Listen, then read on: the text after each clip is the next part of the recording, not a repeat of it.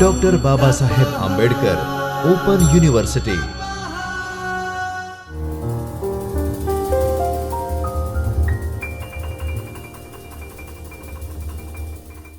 Namaskar dear students, myself Zeel Sagar Shah, working as an assistant professor in School of Computer Science in Dr. Baba Saheb Ambedkar Open University. Welcome to Chaitanya Studio. Today we are going to learn about C++ and the various paradigms of OOPS concept. Our course name is Object Oriented Programming using C++. In block 1, we are in the unit 1 Introduction to Object Oriented Programming.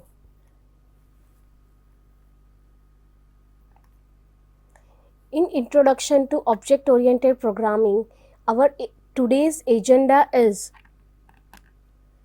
Introduction, Procedural Programming, Object Oriented Programming, Benefits of Object Oriented Programming, Object Oriented Programming Languages, Elements of Object Oriented Programming, and Structure of C++ program. So, in this lecture, we are going to learn about the Object Oriented Programming in detail. So, let's start with the introduction first. Now, what is object-oriented programming? The real-world entities are called objects which are derived from some classes. Today, we are going to learn about classes, objects in detail in the next coming slides. An object may be physical or logical. Let's say there is a woman who has various roles in this world.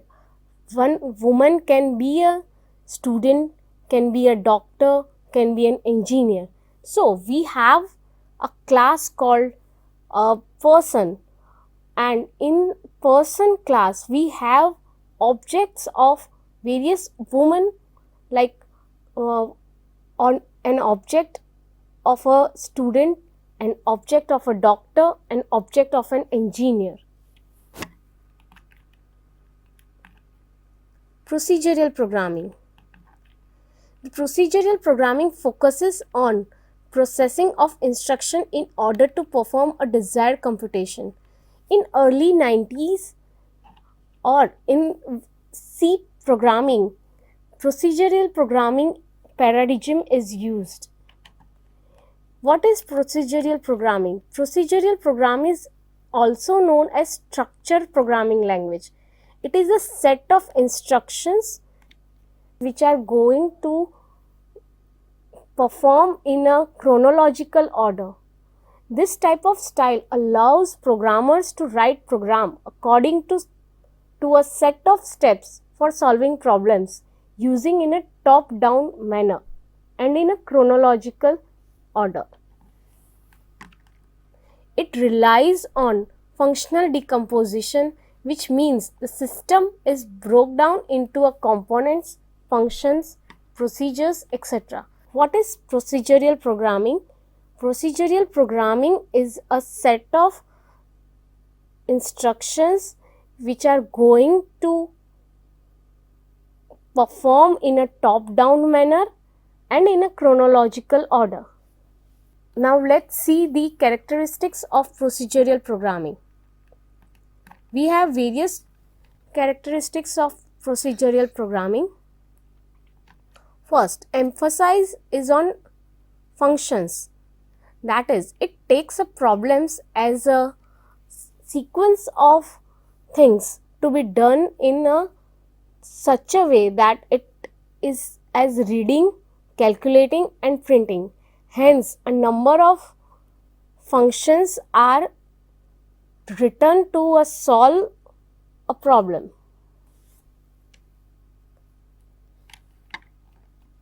Functions share global data. The program is divided into blocks of code called functions, where each function performs a specific task.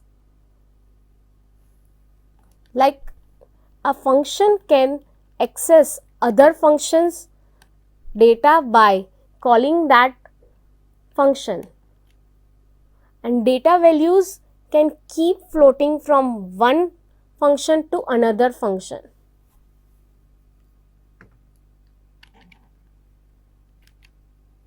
It uses a top-down approach. It uses a top-down approach of programming.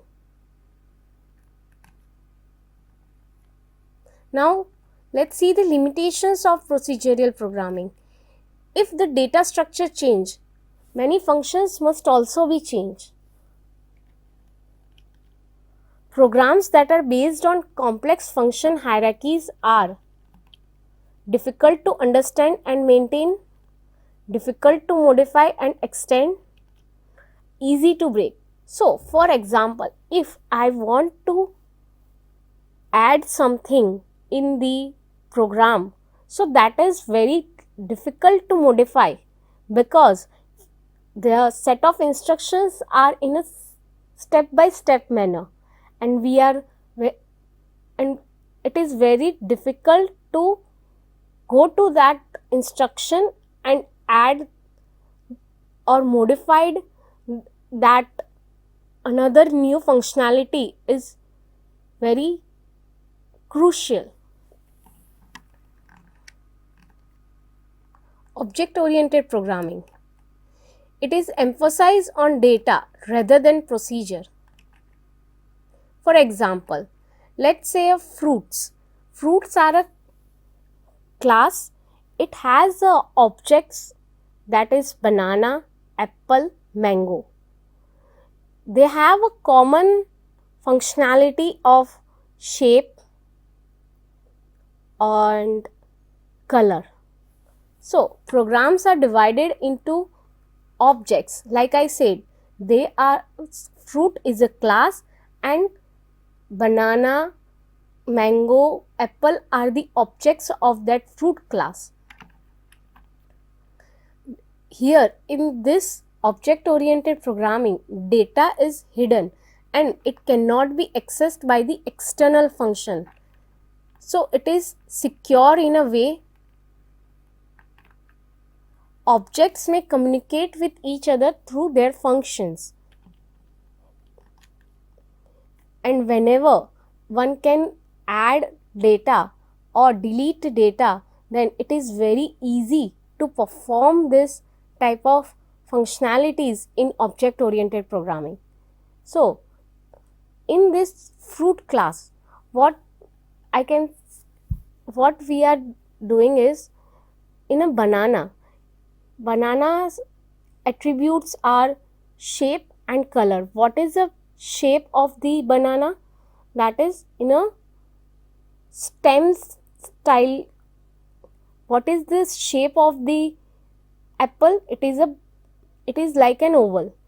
What is the color of the banana? It is a yellow. So, whenever we ask questions, we will get an answer. So, that is the attributes of the object. It follows a bottom-up approach in a program design. What are the benefits of object-oriented programming? First is simplicity. It is a simple language in the sense that program can be broken into logical units and parts, has a rich library support, and a variety of functions or data types are there. So, for example, if you don't have a knowledge of any programming, then also you can learn easily this type of object-oriented programming. Modularity. Modularity means it is the concept of breaking down the program into several modules. Example, classes, structures, etc. Modifiability. It is easy to make minor changes in the data. If I want to add or delete the representation of the data, then I can easily add or delete in this type of object-oriented programming. Reusability. Reusability are achieved by using inheritance. Inheritance allows code to be reused and it improves the code quality and saving time. Security. Using data hiding, encapsulation and abstraction, the complex code is hidden and software maintenance is also easier and internet protocols are protected. Flexibility. Object-oriented programming is flexible to learn. Polymorphism enables a single function to adapt to the class. It is placed in different objects and can also pass through the same interface. For example, let's say we will gonna learn about polymorphism in coming lectures, but for a time being, let's say if in object oriented programming we are going to learn about the different type of polymorphism, that is function overloading, data binding. So if I want to achieve this, we can achieve. Then if I want to add, delete something, then we object oriented programming is very flexible language.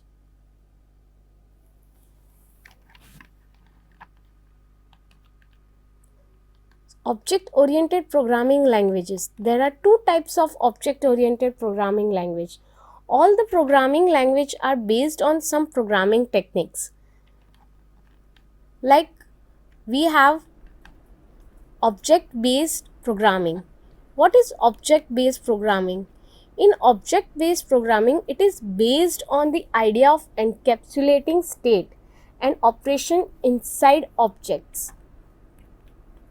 Object-based language doesn't support all the features of object-oriented programming like polymorphism and inheritance. Object-based language is built-in type object are available like window object in JavaScript. Object-oriented languages. The following are the major features supported by object-based programming language. First is data encapsulation, data hiding and access mechanism, that is data abstraction, automatic and dynamic initialization of objects, and operator overloading. Next is object-oriented programming. What is object-oriented programming? Object-oriented programming is same as object-based programming, but it has the more functionalities like polymorphism and inheritance. Object-oriented programming language incorporate all the object-based programming features along with the following two features which I said earlier, that is inheritance and data binding. Inheritance and dynamic binding, that is polymorphism. We have three object-oriented programming languages. First is C++, Smalltalk and Java.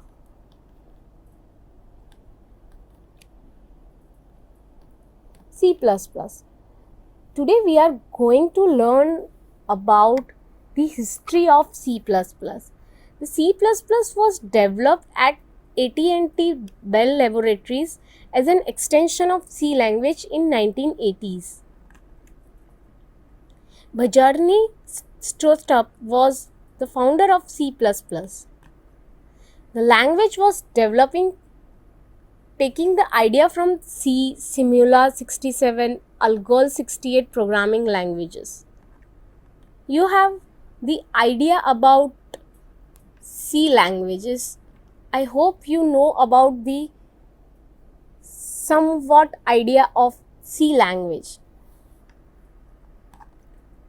Initially, C++ was known as C with classes, but in the initial version of C with classes, it has the features like operator overloading, references, and virtual functions are not available.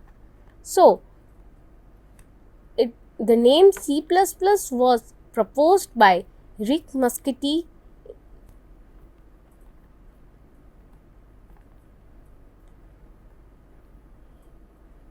There are few features of C++, that is classes, free storage management, inline functions, virtual functions, operator and function overloading, multiple inheritance, templates, exception handling. So, these are some of the features of object-oriented programming C++. Smalltalk. Smalltalk is the first object-oriented language. It was developed at Xerox Palo Alto Research Center in around 1970. Smalltalk introduced the concept of mouse programming, bitmap graphics display, windowing system, object-oriented programming, user interface, etc. It introduced the basic concept of object-oriented programming like objects, class, message, inheritance, etc. Due to the licensing restrictions and high cost of original Smalltalk 80, it was not circulated to the common people. It was basically used in research and academic circles only. In Smalltalk, there is no concept of data types like integers, booleans, etc. They all are treated as objects. Java. James Gosling is a famous Canadian software developer who has been with Sun Microsystems since 1984 and is considered as father of Java programming language. Gosling did the original design of Java and implemented its original compiler and virtual machine in 1995. The latest release of Java Standard Edition, that is JSE, is Java SE 8. The primary objective of Java was written once, run anywhere. It is a platform independent language. We will see what is platform independent in coming slides. This is James Gosling, who is the father of Java programming language. Now let's see the features of Java. There are various features of Java. Object oriented, of course, Java is one type of object oriented programming language. Second is platform independent. Like I said, we will see platform independent in detail. Simple. It is very simple to learn Java language. Robust. The Java is a very secure and robust language as it is platform independent. Distributed. Multi-threading. Portable. And architecture neutral. Let's see in detail about the features of Java. Following are some common features of Java. Let's see, it is object oriented. Java is a pure object oriented language. It has everything in object. Object oriented means we organize our software as a combination of objects and classes, that is data members and member functions. Platform independent. Like I say, Java is a platform independent. It means Java is a write once, run anywhere language. A platform is a hardware or software environment in which program is run. For example, Java code can be executed on a multiple platforms. Like whenever we write a program and save that file name is a class file, and after that class file is compiled and the compiler will converted that class file into bytecode. So, and bytecode is a platform independent code, means it can run on multiple platforms. Like if I want to run that class file in Windows virtual machine, then it is easily be executed. If I have Linux operating system and I want to run that class file in Linux, then it can achieve by Java virtual machine of Linux environment. Likewise, Mac OS also supporting Java virtual machine.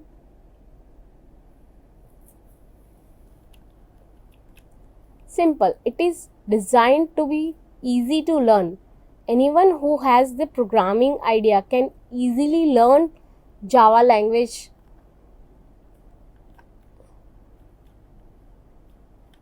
Secure, you can use Java compatible web browser to safely download Java applets without fear of viral infection or malicious intent. Architecture neutral.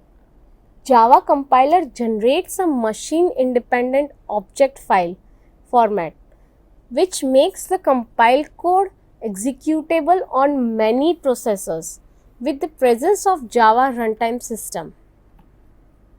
Portable. In addition to the architecture neutral, features of Java programs are also portable. This is one of the important design and aspect of Java, that it is portable. What is portable means? Java can be executed. Java bytecode can be executed on any operating system. So it is portable.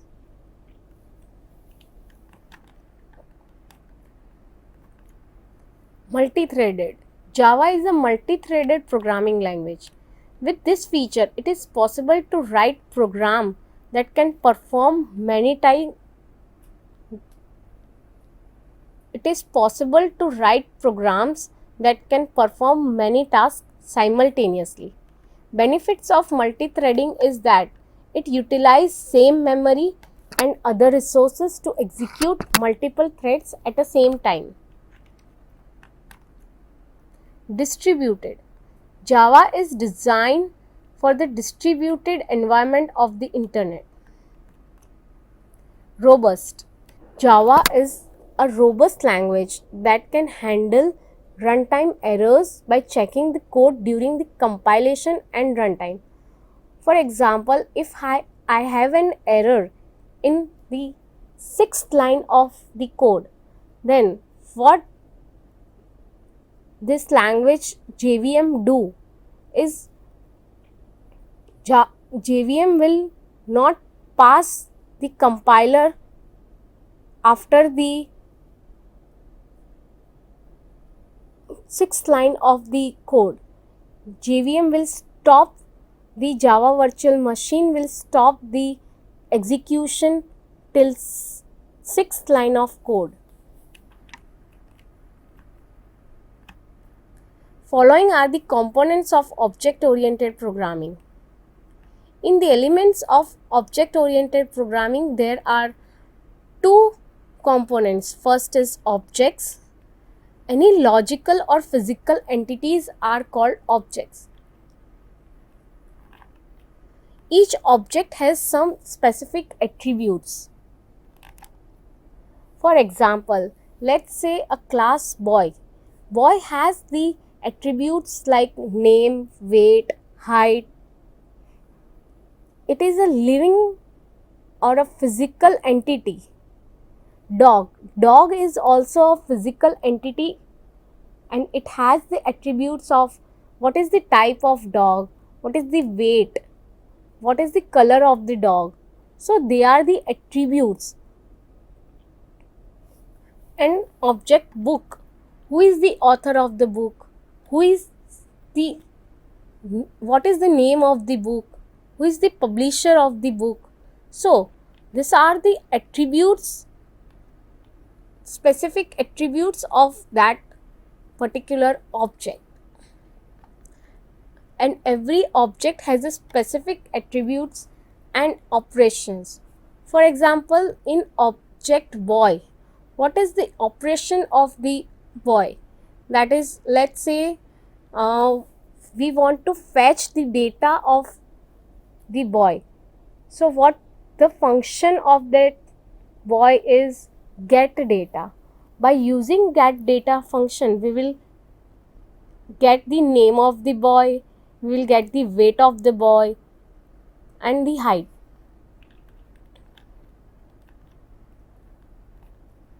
Classes.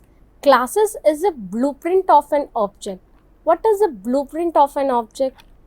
It is a structure, it is a data structure that consists a set of attributes and operations. Attributes are called a data member and operations are called member functions. Like for example, in class like mobile. Mobile has the data member of color, price, model number, and member functions like what is the use of mobile phone, that is it is useful for calling someone or video calling someone. So it is a member functions of this class mobile. There are the various mobile phones like Samsung, Nokia. So they are known as the object of the class mobile because they share the common attributes or like color, price, model number, name of the phone, likewise. Now let's see structure of C++ program. Every C++ program can be written within the following syntax. Hash include, that is, this is a preprocessor section. Then we have to initiate the class and we will have data members, member functions, that is user defined method and return type. Main method is a very important method of C++ program. If we do not have main method in our C++ program, then the program will not execute it further. Now let's see structure of C++ program in detail. Like I said, include section is a preprocessor directive. It can use to include all the predefined methods of a given header file into a current C++ program before compilation. Class is a blueprint which is containing only the list of variables and methods. C++ library is a collection of header files. Header files is a container which is a collection of related predefined methods. User defined method section. If any method is defined by a user, then it is known as a user defined method. Method is a collection of statements used to perform a specific task. Now let's see the syntax of a user defined method. So this is the syntax of common user defined method. Return type, and then we have to initiate the method name. In the above syntax, method name can be any user defined name. Return type represents which type of value it can return to its calling method. We will see in the next class about the how we have to write the simple C++ program in detail. For the time being, let's see syntax of calling user defined function. We just have to call this method name. See, method name, and this instruction will call this method name which we have already initiate in the class. Main method. This is starting executable block of any program. It is always executed by processor and operating system. One C++ program can have maximum one main method. The entire statement of given program can be executed through main method. Without main method, there is no C++ program will be executed. Like I said earlier, main method is the important method of C++ program. If we do not have main method, then the program will not be executed. Syntax of main method. Return type and main, and in the curly brackets we have to write the set of instructions we want to executed whenever the C++ program runs for a first time or every time. If return type is void, that method cannot return any value to the operating system. So that void can be treated as no return type. So I hope you get the idea about the various object-oriented programming languages. We have seen C++, Smalltalk, Java object-oriented programming, and in the next class we are going to study about the various types of other features of C++ program, that is inheritance, polymorphisms, type of inheritance. Then in type of polymorphism we will learn about function overloading, operator overloading, and we will see one small C++ program in the next lecture. Thank you for watching this video lecture and subscribe to our YouTube channel BOU Gujarat. Thank you. स्वाध्यायः